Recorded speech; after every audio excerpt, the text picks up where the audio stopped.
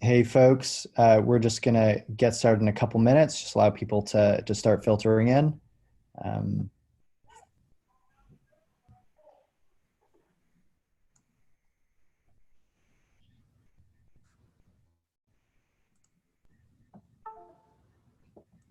let's give it a couple minutes there.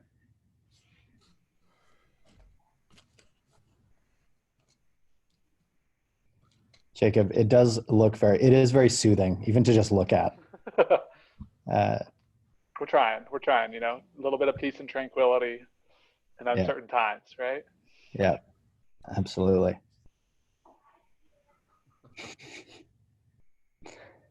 There's like almost like a market of custom Zoom backgrounds you can now get.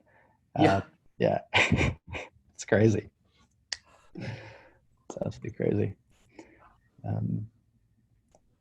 Yeah. Cool. Well, should we kick it off? Should we do it? Yes. All right. Sweet. Hi everyone. Thanks for joining us. Excited to kind of share some hopefully valuable information with you all. So today we'll be talking about navigating COVID-19 and making sense of the CARES Act. There's a lot of information, and it's shifted a lot in the last couple of days. And hopefully at the end of this, there's a little bit more clarity, or a little bit more guidance on kind of next steps and where to go and where to get started for your business or your clients. A couple of housekeeping items before we dive in to the good stuff. One, this webinar is being recorded, so we'll send out the recording and the slides after this. Ask questions. So we're here with a great group of people who are very knowledgeable and have been spending the last week really diving deep on the CARES Act and SBA loans, and have a good understanding. So do ask questions, engage. No need for social distancing on Zoom. And then tweet anything notable or thoughtful using like hashtag CARES Act. And that's it. Let's get into almost into the good stuff. So in partnership, this is with Relay. If you're unfamiliar with Relay, we're basically business banking made easy. So you can sign up for an account online inside of 10 minutes. Everything you might find challenging about your current traditional bank, you would find much easier with Relay. And I'll keep it quite nice and short and sweet. And I'll pass it along to Olivier from Veeam. Yeah, and Veeam, hello everybody. So we're a global payment company. We simplify small, medium business payments, can pay over 100 and something countries, either paying or receiving money globally and also domestically. Sweet. Okay, that's the webinar. No, I'm joking. Let's pass it on to these fine folks and to the really knowledgeable team that we have here.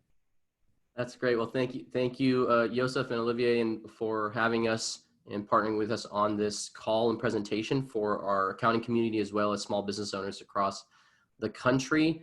Today, you're going to be hearing from the three of us on the CARES Act and the SBA Disaster Loan, as well as other updates we have related to that. And again, as Joseph said, information has been changing ever since this act passed last Friday, and has been changing on a daily basis from an hour-to-hour moment.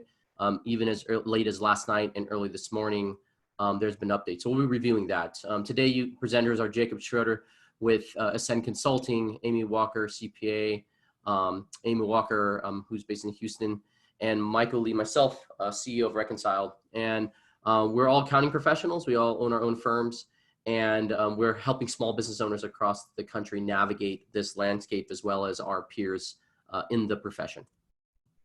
So just to make sure, we want to put this disclosure, what we're providing today is free advice, but this is not legal or tax advice. We highly recommend that you go seek the advice of your attorney, your CPA, your SBA loan officer, your banker, or other business consultant that you get paid official advice from. This is just informative information based on the research and the information that the three of us have done over the past several weeks as we've consulted our own clients that we have relationship with But nothing on this webinar should be construed as advice, legal or tax advice given to you. So, quick overview. The CARES Act, also known as the Corona Aid Relief and Economic Security Act, that's the official name, short for the CARES Act. It's a wide sweeping piece of legislation that passed last Friday on March 27th, aimed at helping small business owners, small businesses survive the COVID outbreak and keep their businesses afloat. It has a few components to it, which we're going to talk about today. The forgivable loan part, that's part of the payroll protection program, and we'll go review on what that is. Up to $10 million with the objective of keeping people on payroll. And so remember that objective. The objective of this act is to primarily keep people on payroll. It's not this act, this loan is not to be seen as a growth loan or a business investment or some kind of angel fund from the government. This is a payroll loan. This is primarily to keep people on payroll and your businesses operating. And so that's going to be the focus of this loan and the focus of the banks who are going to be underwriting this loan. The CARES Act also passed an emergency grant that's part of the disaster loan process. So the SBA has a disaster loan that we'll be doing a quick review of, and a part of that is a $10,000 express grant for businesses that are in need of that, that can be requested right on the SBA website.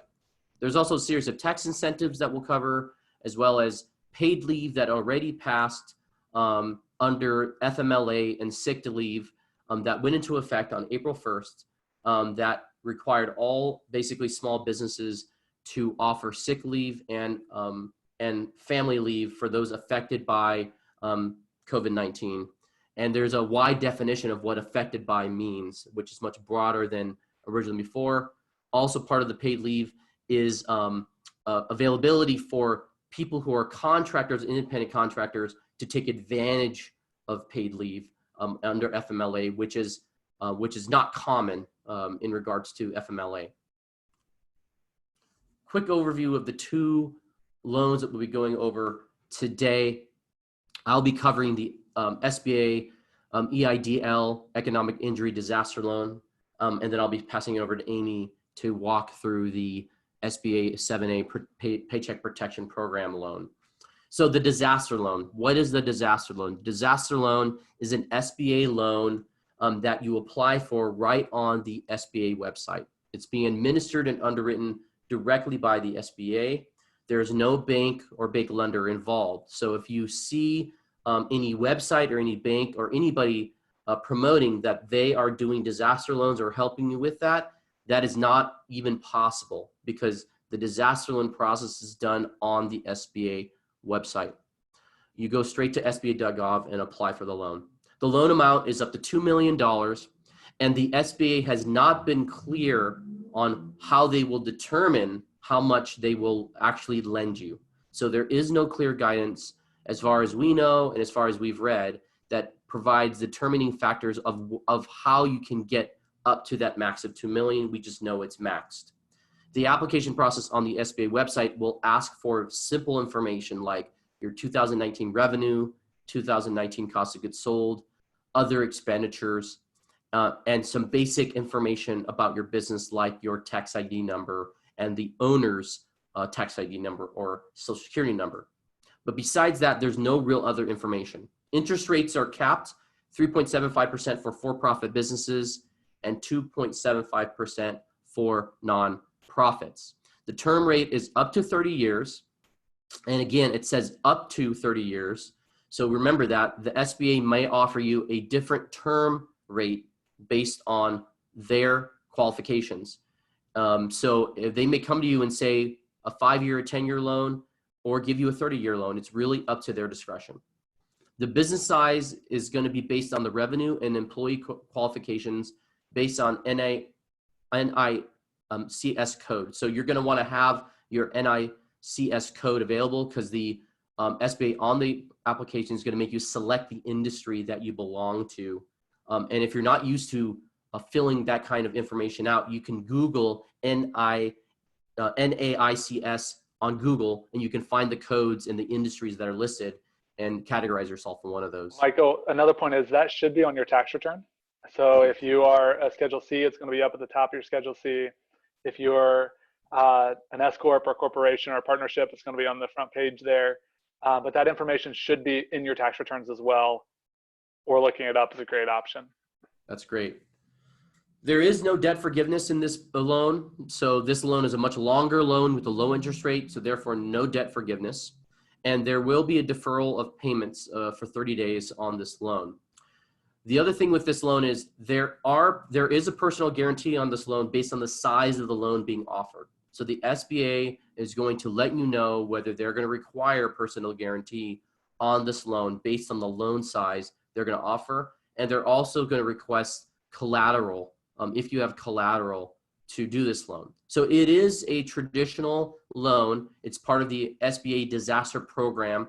The disaster program has been around for a long time, and it deals with not just the pandemic that happened now, but other disasters that's happened across the country. Think hurricanes, natural disasters that are not in the control of the small business owner. So you can go straight to the SBA website and apply for this. And again, this is not something that your bank can really help you with or anybody can help you with. You have to go to the website. You can consult your accountant or attorney if you're needing access to what your 2019 revenue or other numbers being requested are for. But other than that, this is something you're going to have to apply for straight on the SBA website. I'm going to turn it over to the beautiful Amy Walker, and she's going to walk through an overview of the SBA 7A PPP loan. Great, thank you, Michael. So the 7A loans are a direct result of the CARES Act that was signed into law just a week ago, last Friday night, I believe. And so unlike the economic injury disaster loans, EIDL, you'll hear that a lot, you get these loans, they're going to be smaller in nature, maybe, and they're going to be for specific things, but you go to a local lender for these. We've been talking with our clients and earlier this week recommending that our clients reach out to their bankers. There are so many people applying for these loans that there are many banks saying, if you're our existing client, you are our priority. So I've also heard there's banks that will only work with their existing clients.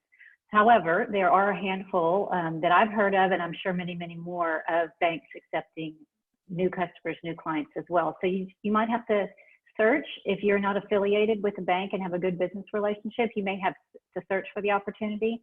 But these loans are going to be issued through your local banks, and only if those local banks are approved to be an SBA lender. The basis for these loans is 2.5 times your monthly payroll cost. And there's been a lot of talk over the last week and a lot of number crunching and calculations, but many, many of the payroll providers have gotten ahead of this. And there is some, on the bigger ones that I've seen, there's some one-click downloads that get you the information you need. At first we heard it was a rolling 12 months for data. Most recently, we've heard, and the language in the bill says that most employers will use their 2019 average payroll cost. So what you do in that case, just to walk you through the calculation, is you get your average monthly payroll cost. It can include things other than wages. It can include vacation time, healthcare costs, any 401k expenses that the company makes on behalf of the employee. You take that average monthly number, and it's 2.5 times that is the loan that you can apply for. So unlike the EIDL, there are specific things, and you kind of know, with the EIDL, you kind of don't know what you're going to qualify for, but with this SBA 7A loan, you know what you're going to qualify for. So companies have been taking that into account this week, trying to decide, which loan they're going to apply for. There is a forgiveness factor on this loan. You have to use the funds for specific expenses. The whole goal of this loan is to keep your people employed, your rent paid, and your lights on. This money is specifically to take care of your people, your building, and to keep the lights on. I know I just said that, but it's worth repeating. If you use the funds for that intent, a portion of the loan can be forgivable. The remaining portion that's not forgiven will be rolled into a 2-year loan with a 1% interest rate. So that's great. And that number has changed 3 times this week. Originally, it was up to 4%. Up until yesterday, it was 0.5%. And now we're seeing the final paperwork that it's come out as 1%. Your company is eligible for this loan if you have 500 or less employees.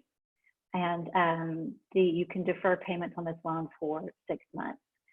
Again, you got to go through a local bank to apply for this. You should be reaching out to see if your business banking relationship allows or is approved, and when they are going to be ready to start taking applications. I've been consulting with my colleagues this morning, and we've been kind of keeping a mental list, and many of the banks will go ahead and take your information or say, take your "are you interested" kind of information, but they're not ready to start processing loans yet. That's what we're finding. Jump into the next slide. So again, there is a portion of this 7A loan that can be forgiven if you use the funds for their intended purposes. You've heard a lot of people recommend this week, if you receive this money, go ahead and put it in a separate bank account so it's easy accounting, and you should go in with the mindset that I'm going to be audited on what I use these funds for, and be very meticulous in how you account for what you're using the money for. It needs to be documented, and you need to be able to prove it to the bank that you use the funds for the intended purposes. Intended purpose. There are a lot of companies, and Jacob, jump in here if you've got technical details, because you and I have talked a lot about this second part of this slide. There were a lot of companies that had to preemptively, they didn't have, their store was closed, and they thought the right thing to do was to go ahead and terminate some of their employees so they would be eligible for unemployment.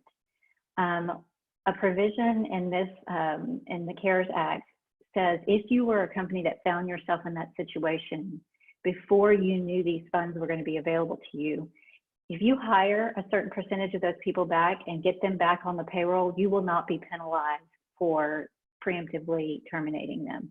So again, the goal of this loan is to get people back to work and to give you the money to pay for them. So, so know that if you're sitting here and you're a business and you were like, well, I had no choice, I had to lay off 10 people, you have the incentive to bring those people back onto your payroll. And to clarify that bottom section where we say you will not be penalized, you will not be penalized as long as you bring them back. So remember, this goal is to keep, the goal of this whole program is to keep people on companies' payrolls and not on the unemployment rolls. So this calculation looks at how many full-time equivalents did you have before the disaster, so before February 15th, and there's actually 2 different periods you can pick to compare your full-time equivalents to. But you're going to look backward and say, how many employees did you have? And then they're going to look and say, how many did you bring back by June 30th is where that calculation is. So as long as you've brought them back and you have equal head counts by June 30th for those that have laid off, then you'll be able to be eligible for 100% forgiveness. If you have not brought them all back, then that's going to factor into your forgiveness factor of dollars actually spent. And we don't want to confuse, when we say 100% forgiveness, we mean the loan itself is not eligible for 100% forgiveness. Only, is it eight weeks, up to 8 weeks? Yeah. So that's on so over there on the first bucket there, it says a max of 8 weeks worth of payroll, rent, mortgage interest, and utilities.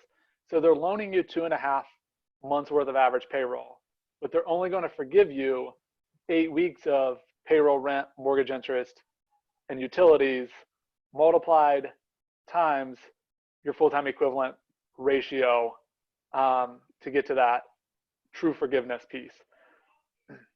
That's where the accounting and the record keeping, once you receive this money, is going to, that's where it's going to come to play. I've been telling my team all week, accountants, this is your moment.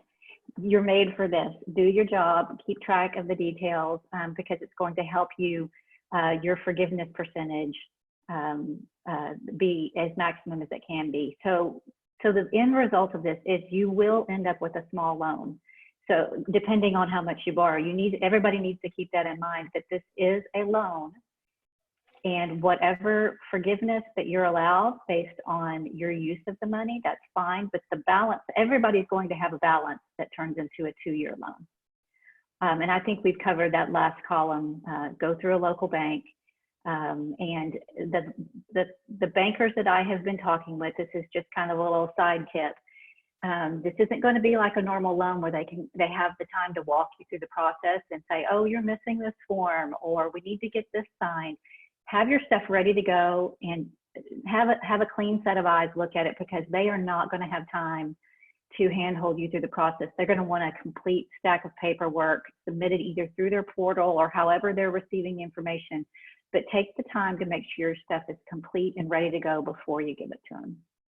And on that point, I will mention there are some fintech companies that are coming out with these lending platforms as well, and they're partnering with banks to make that happen. So there will be some online, easier access portals maybe than some of the traditional bank portals that work with those. And obviously the big banks in the nation are also participating in this, but each of them is going to have their own process a little bit, and they are in control of that process. So reach out to the bank, reach out to the fintech partner that you want to work with, start understanding their process so you can move forward in this. Because to Amy's point, you don't want to halfway understand the process and only submit half of things, because there's going to be enough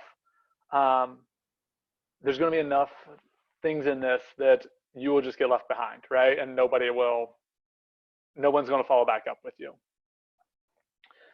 So as we move into kind of two things here, what expenses are covered? And this is more like, how is your payroll cost calculated? So I know we've had some questions here that we'll also answer on this slide of what's included in payroll costs when you try to figure out your average payroll cost.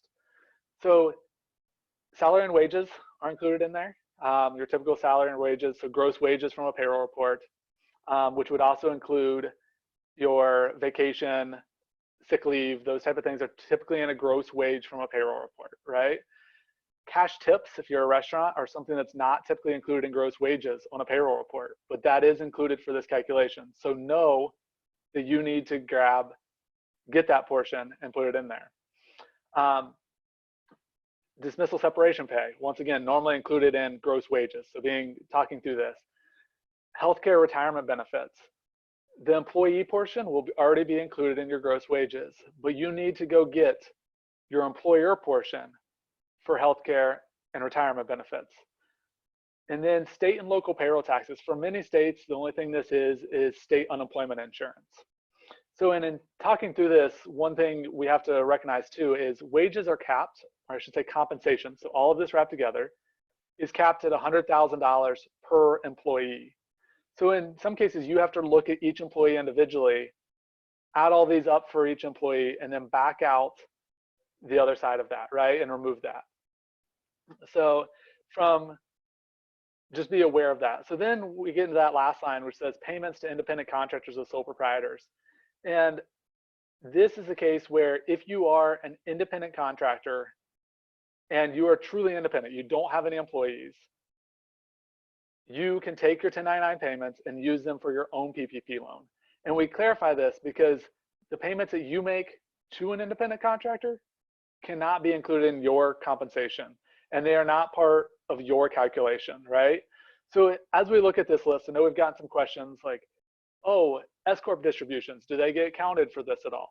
No. In an S-Corp, you should be paying your owner a reasonable salary. So then therefore the reasonable salary is included in here. So the government is not going to reward you if you've not been reporting what should be the reasonable salary and they should be able to be living on. So from that aspect, they don't include those type of things. Another question we had gotten was, we said this is on the 2019 calendar year. What if I wasn't in business in June of last year or before June? There is a provision in the bill and in the guidance that you can take the period of January and February of 2020. If you have seasonal employees and a lot of seasonal employees, then you are supposed to go back and take February 15th, 2019 through June 30th, 2019 and take that average. So this calculation can get a little tricky if you aren't a standard business, if you have some of those other things in there. but know that the payroll providers are also working to create these reports and be able to easily push them out in a way that you can just download and it's there. Now, if your payroll provider doesn't have the employer portion of healthcare because you've not entered it, and some people don't, right? Or they don't have the employer portion of retirement benefits because maybe you do once a year profit sharing and you haven't shared that information with them. Know that you're going to have some additional work to do there to get to the point where they can do this. I think we also had a question on the sole proprietor, and I just want to clarify that again. So the way this is looking at it, and we actually need to update our slide here a little bit because the guidance this morning changed some of this. They lump together businesses, partnerships, anybody with employees and people without employees. So if you're a Schedule C with employees, which would be a sole proprietor, you would take all of your wages that you normally pay, your gross wages from payroll reports, but then you also need your Schedule C done because they will also take the bottom line of your Schedule C, which is SE wages, so self-employed wages. So that is included in that calculation as well. So this becomes a little more challenging if you're a sole proprietor or a partnership. Much easier if you're an S Corp or a corporation that can flow through there and you're just looking at payroll records. When you get into the Schedule C sole proprietor with employees, when you get into the partnership, it gets a little harder, right? And you're going to need to provide more detail. So just touching back on this again, we talked through some of the details. Obviously, we said up to 500 employees. If you are a franchise, know that some of the affiliation rules have been waived. If you're a restaurant and it's multi-location, you're looking at 500 per location. So they're giving some breaks in there.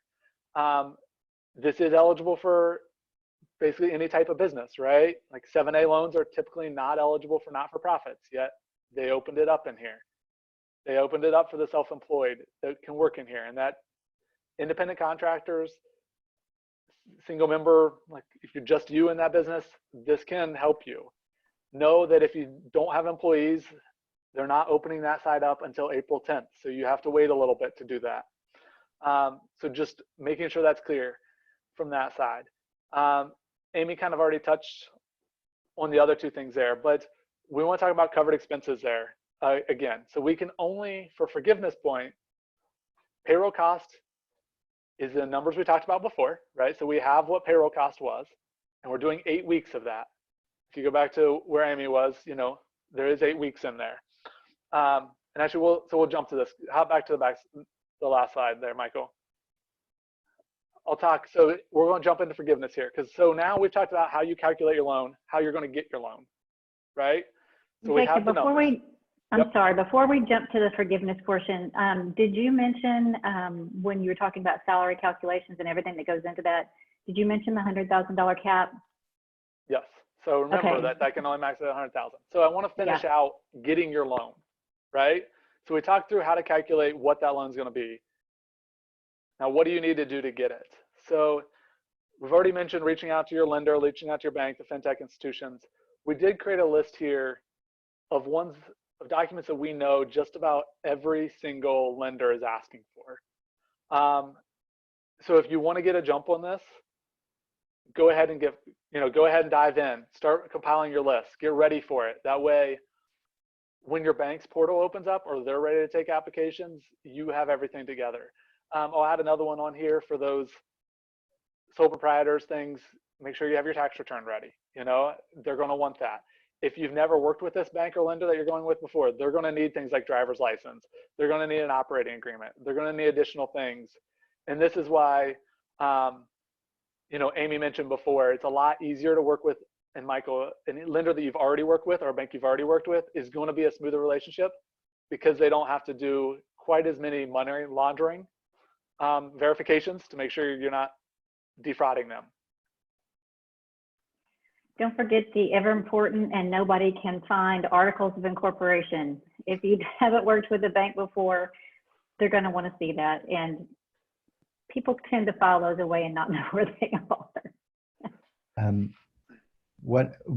Just because we deal with this when people open bank accounts all the time, you can often get your articles of incorporation on your Secretary of State website and just download them.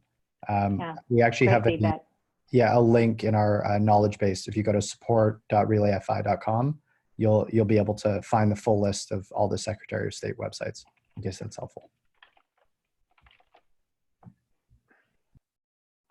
I'll jump into the forgiveness portion just to give more clarity on that, and then we'll end this with the Q&A time, and then when we'll have some closing words from both Relay and from Veeam. But on the payment protection program, how does forgiveness work? So again, after you get the loan and you've substantiated that with the bank and the bank's approved it, you'll get the money, and every bank, it's really unclear how fast you're going to be able to get your money from them. So don't expect the money to come very fast. It's going to take some time because your bank has to get the money from the Treasury or from the SBA over to you. And the bank or the bank is going to have to make sure they have the funds in order to send them over to you. So the loans forgiveness will happen 60 days from now, and the SBA will provide more guidance to the banks about the loan forgiveness process. But the loan forgiveness process is going to be after 8 weeks, you submit proof to the bank of your expenditures that fall into the covered expenses.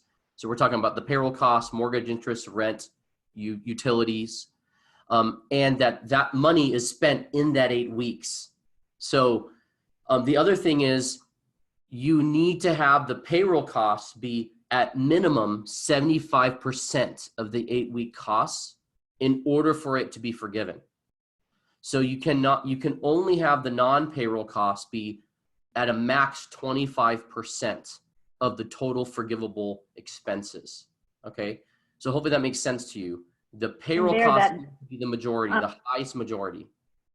That backs up again what Jacob was saying about it's supposed to incentivize you to rehire and to get those people back to work and help relieve the strain on the unemployment system. So that 75% there just backs that up even more.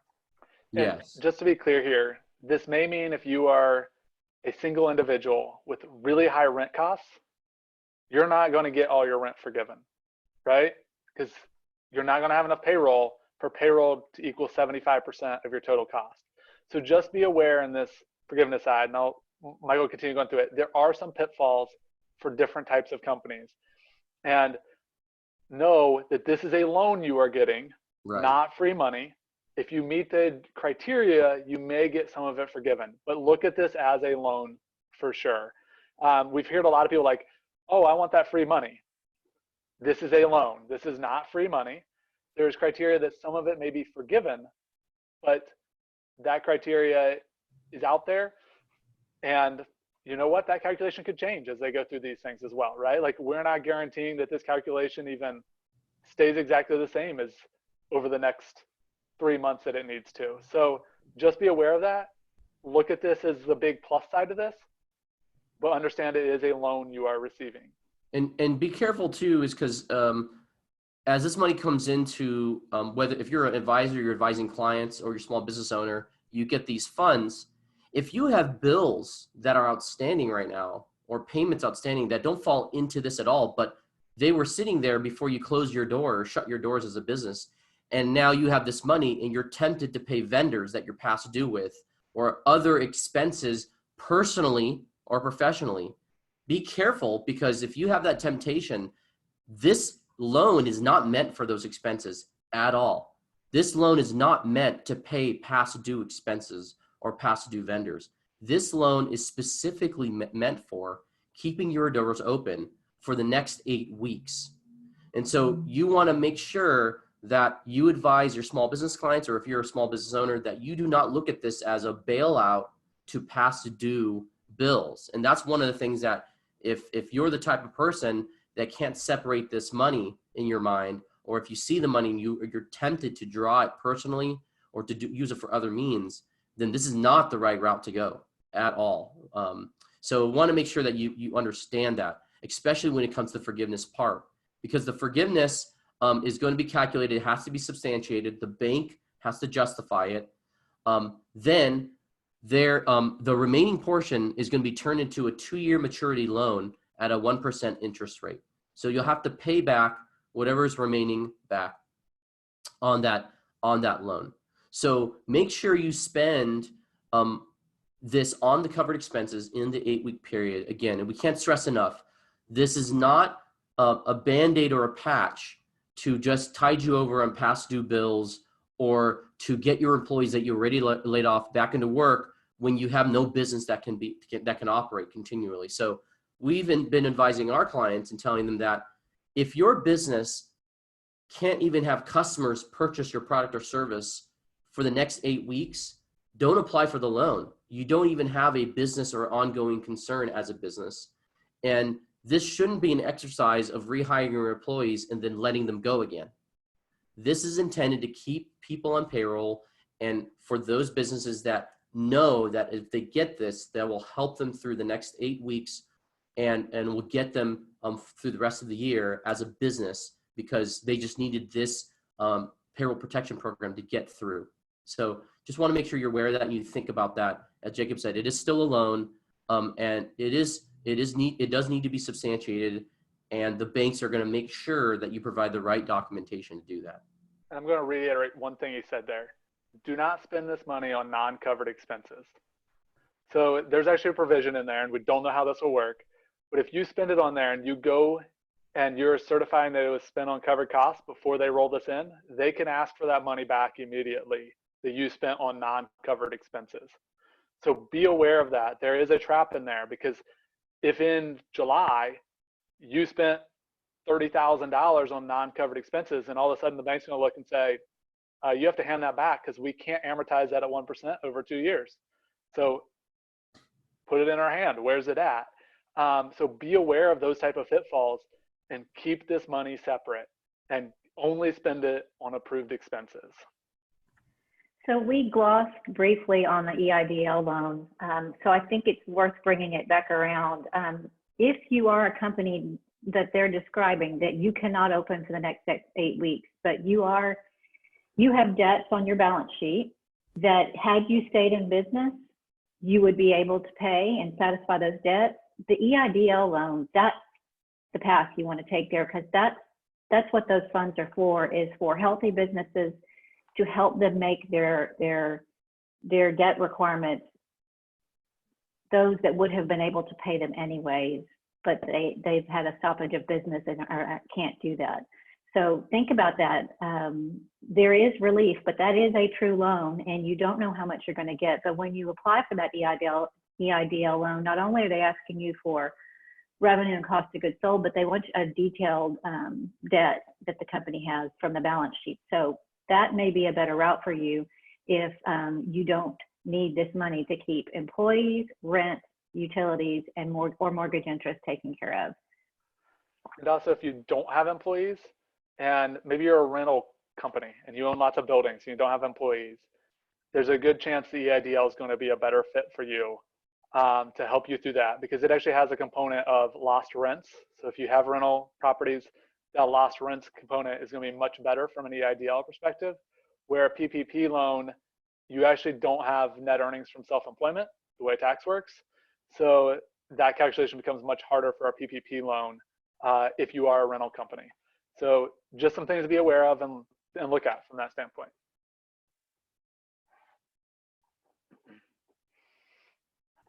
Amy, this is your slide here. Sure. Sorry, we've talked about this, but in case you've joined us late, we are specifically talking about the Paycheck Protection Program, PPP. This is a provision under the SBA 7A Loan Program. To have access to these funds, your application goes through a local bank or a fintech company. It goes through a bank versus going straight to the Small Business Association website. So that's how you have access to these funds.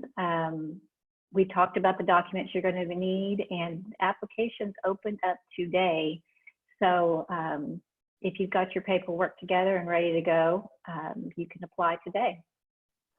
If you can find a lender that's ready to take your information, I just say.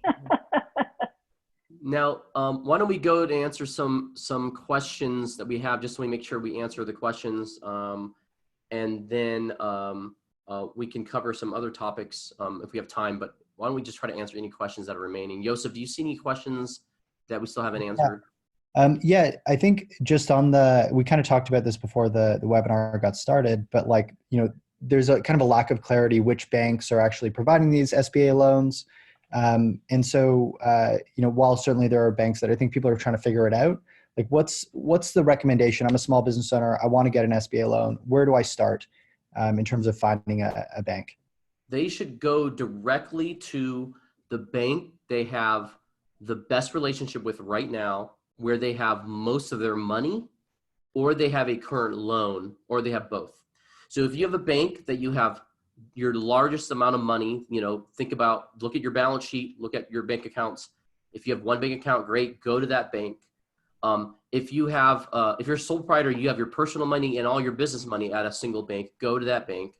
If you have a loan with a bank right now, and you might even have an SBA loan now, you might not even realize or forgot that your current business loan is SBA backed. Most are. The SBA does the most business loans in the country. So if you have a business loan, you can go straight to your bank and talk to them. You can even talk to them about relief on your current SBA loans, refinancing your SBA loans, or what other SBA or non-SBA loans the bank might offer you. But go to that bank. And the bank you're at might be your credit card bank as well. They might be the bank that your credit cards with as well as your deposits are.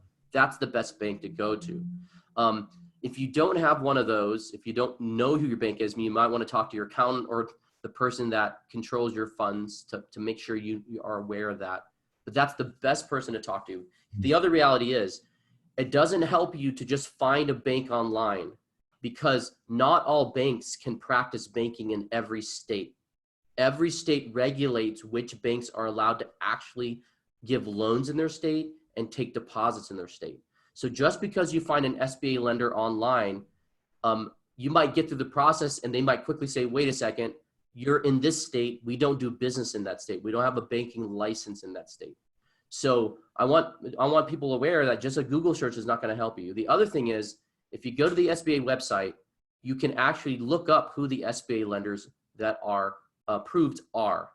When you look that up, the SBA lenders are going to be ranked by zip code. You put your zip code in there, and they're going to show you they're going to base that off of the headquarters of that bank. So not all the bank branches are going to show up on the SBA lender website. Okay. So you might not see your bank branch, but that doesn't mean your bank isn't an SBA lender. You want to know where the headquarters are and see if they show up in the headquarters zip code, and therefore they're an SBA lender. And if they have a branch in your state, they can do business in your state. So there's there's resources like that you want to go to the SBA website. You want to go to your bank. If your bank's not doing it, you can ask your banker who in this area is doing it.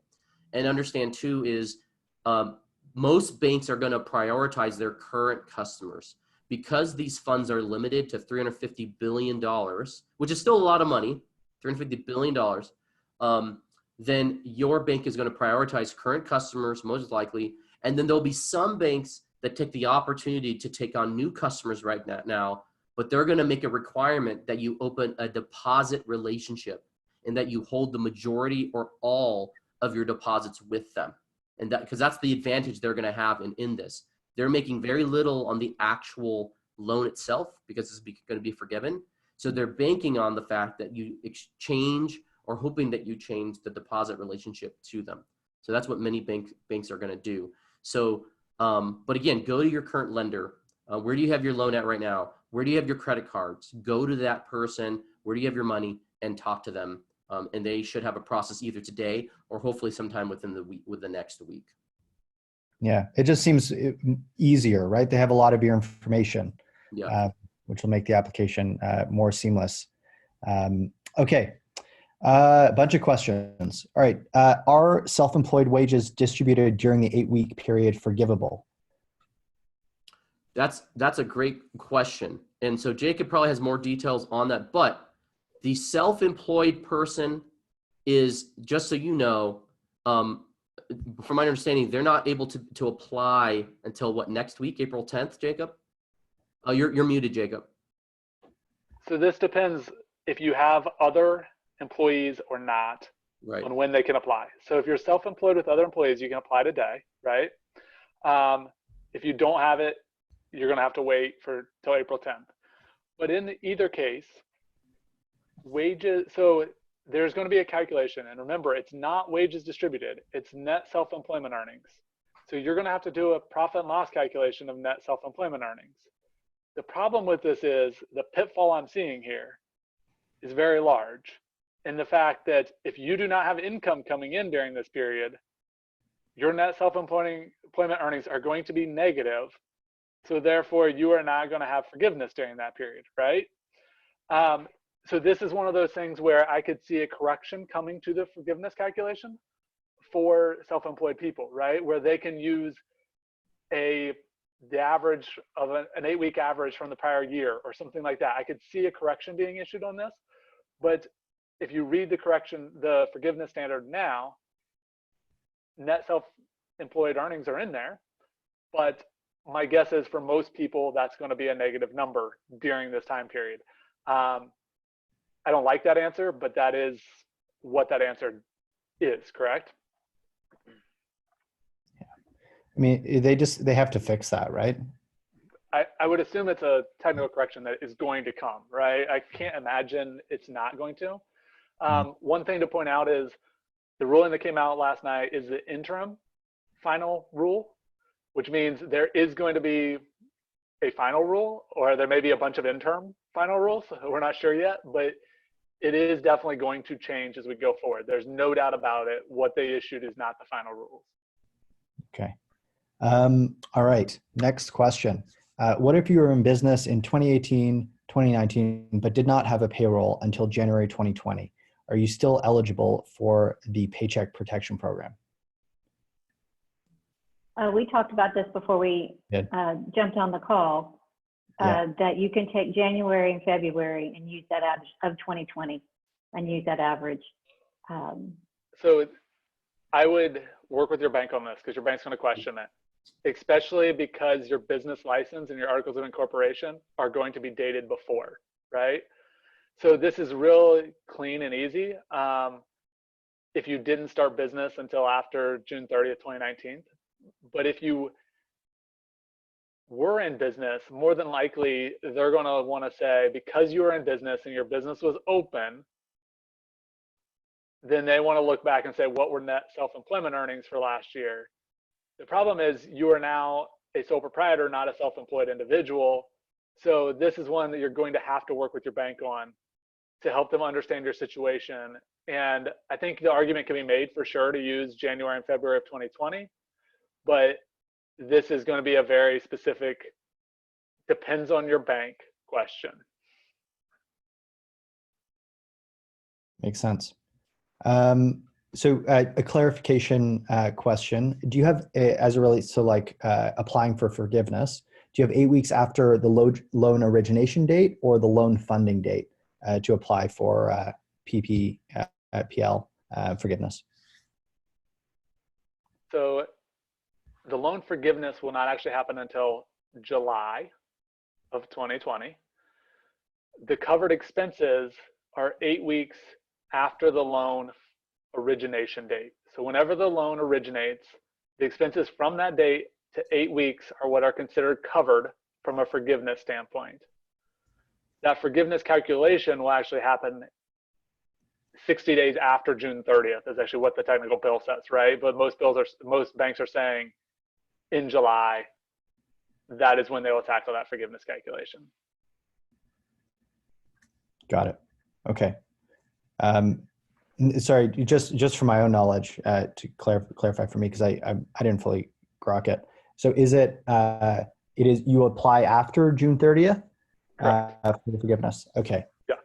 So it doesn't matter when the actual funding occurred or the loan was originated?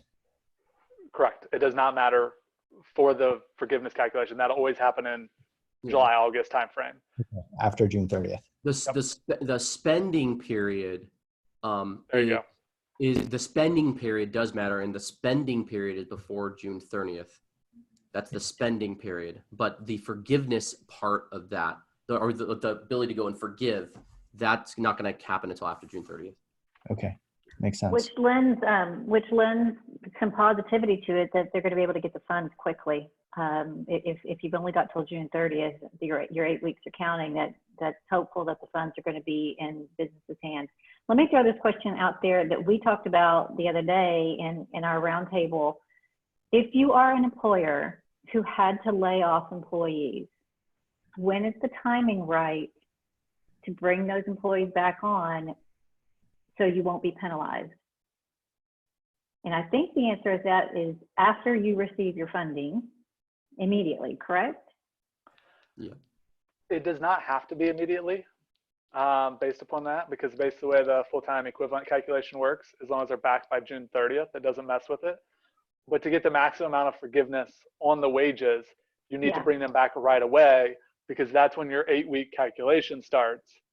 So there is some strategy in this. If you've had to lay people off and you think you will have a work in June, but maybe not in May, there may be the calculation that, do I want to take the risk that funding is still available May 1st and actually apply on May 1st? So my 8 weeks is all of May, all of June, when my workforce can be productive. That's very much of a business operation decision and gets very, very a flip of a coin. And I really go back to where Michael said before, if you're just doing this to pay people sitting at home, probably not the right fit. Okay. We have a couple more questions. So if you are a sole member LLC with employees, but you are not on payroll yourself, is there a portion of funds for yourself that can be included in the calculation for PPP loan for the 2.5 months? I feel like we answered some version of this question, but. It'd be the net income on your Schedule C from last year. So you take your Schedule C and whatever the net income is down at the bottom is what flows through as net self-employment earnings from a tax perspective. And that number can be included as part of your wages. Makes sense. Okay, last question, or at least seemingly last question. So what if you're, and we might have just covered this in kind of the last piece of the prior answer. So what if you're a business that is shut down after you get the PPP loan, the 8 weeks of spending period, you're unable to actually hire back employees before June 30th. So you actually have no expenses. A good example of that is a restaurant. Yeah, I think that was a great example of what we were just talking about in a bigger theory. You've got to make that decision for your own individual business. Are you paying people just to sit home, or are your doors open and you're paying them to do productive work? Jacob, you're muted. If you go all the way through that, there's just no forgiveness, right? None of it was forgiven because none of it was spent on covered expenses. As of right now, I don't see a repercussion for that necessarily in the bill, right? As long as it wasn't spent on non-covered expenses either. But unsure how that would be looked upon, right, as we go forward into this. So, yeah, I mean, obviously, if there's no expenses, there's no expenses because you didn't open back up.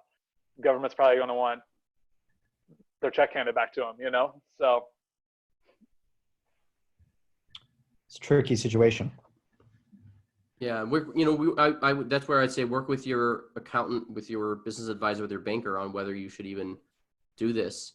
Because if you know for a fact in your state you're not going to be able to open up your restaurant until July, August, June possibly, and you can't hire your employees back, there really is no point to get this loan because it's going to become a loan. And the bank, why would a bank give you this loan to sit still closed for the next 60 days, 90 days? That wouldn't make any sense.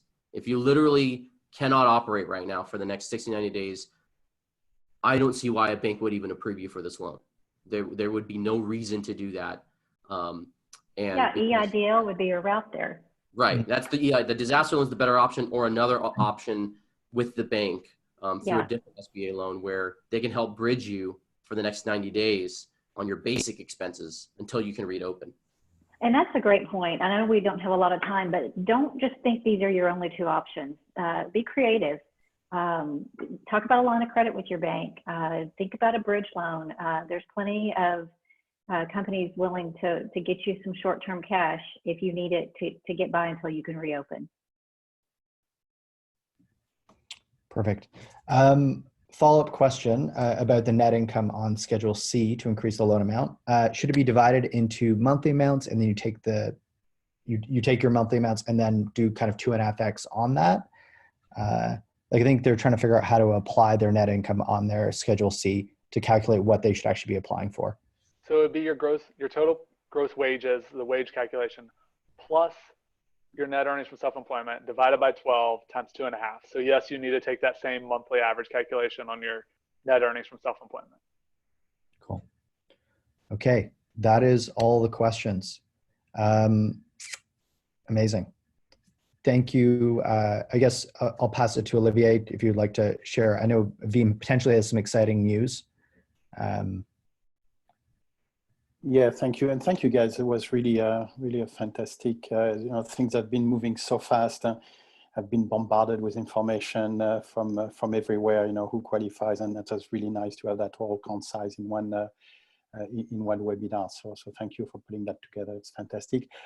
Yeah, we have some good news that we're going to be able to, through a partnership with an SBA lender, which operates nationwide. So it's going to be all 50 states. We're going to be able to offer. It's happening on Monday.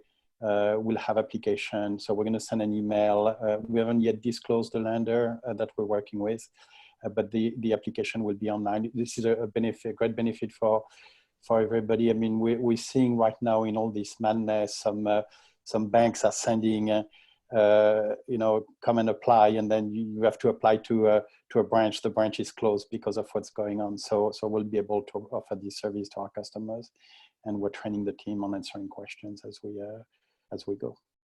Thank you very much, guys. All right. We did have a couple more questions sneak in here. So do we want to take these last couple minutes and just see how we can help folks? Yeah. Cool. All right. One person's asking, would you recommend unemployment for the self-employed with no employees rather than the loans? Yeah, we actually, go ahead, Michael. Yeah, I was going to say, it depends on your situation. Yeah. So you really want to get with your advisor to see, depending on your specific company and the type of situation you're in, if the disaster loan makes sense, if applying for PPP makes sense, or if you should just stay on unemployment. Your personal tax advisor, your financial planner, financial advisor, they're going to be great people to talk to. So it really depends. There's no blanket answer to that statement. Cool.